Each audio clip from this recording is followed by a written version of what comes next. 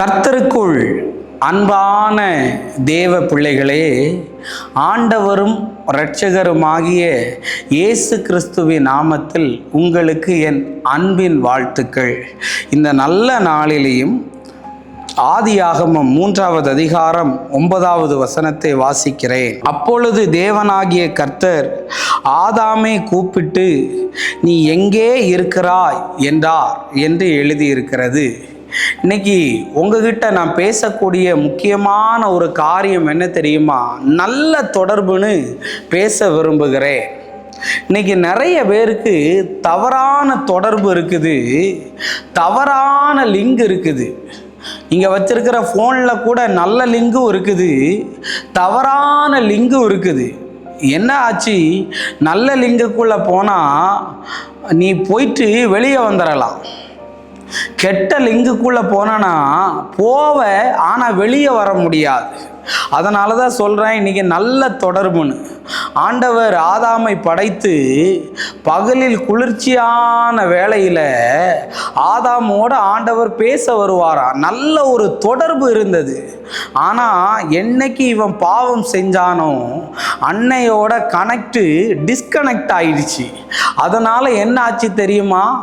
மகிமை மாறிடுச்சு. இன்னைக்கு நான் உங்ககிட்ட சொல்ல வரேன், வாழ்க்கையில் நல்ல தொடர்புல இருக்கணும். நான் சந்தித்ததில் சில நல்ல ஊழியர்கள் உண்டு.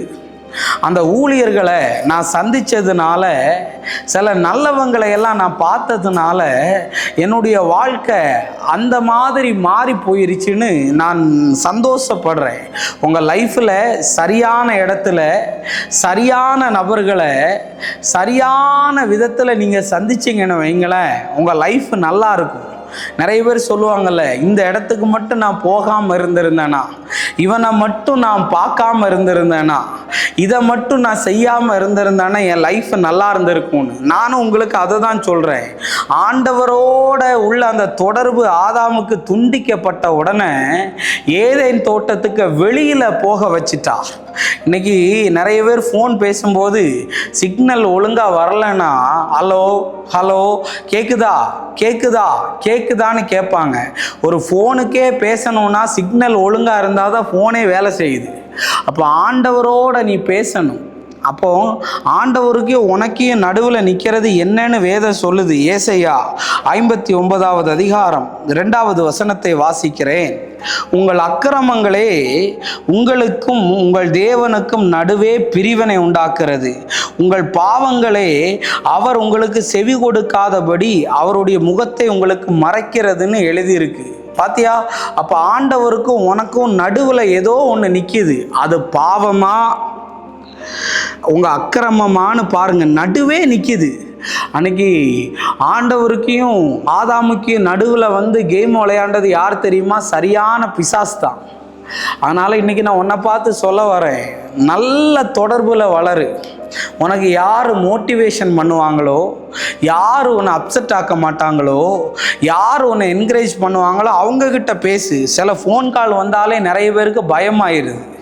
சிலரை பார்த்தாலே நிறைய பேருக்கு லூஸ் மோஷன் ஆயிடுது.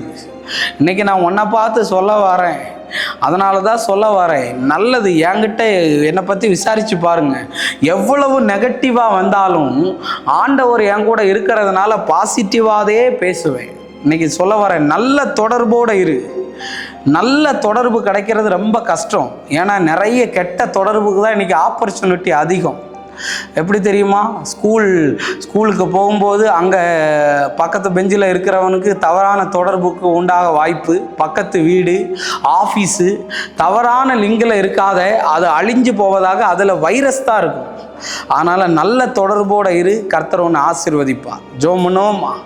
அன்பான நல்ல ஆண்டவரே, இந்த நேரத்துக்காக நன்றி ஆண்டவரே. இதை கேட்டுக்கொண்டிருக்கிற பிள்ளைகள் நல்ல தொடர்பில் நல்ல மாதிரிக்கு இருக்க கர்த்தரை அனுகிரகம் பண்ணும்படி நான் ஜெபிக்கிறேன். நீரே கிரியை செய்யும். இயேசுவின் நாமத்தில் வேண்டுகிறேன் நல்ல பிதாவே. ஆமேன், ஆமேன், ஆமேன். God bless you. கர்த்தர் உங்களை ஆசீர்வதிப்பார்.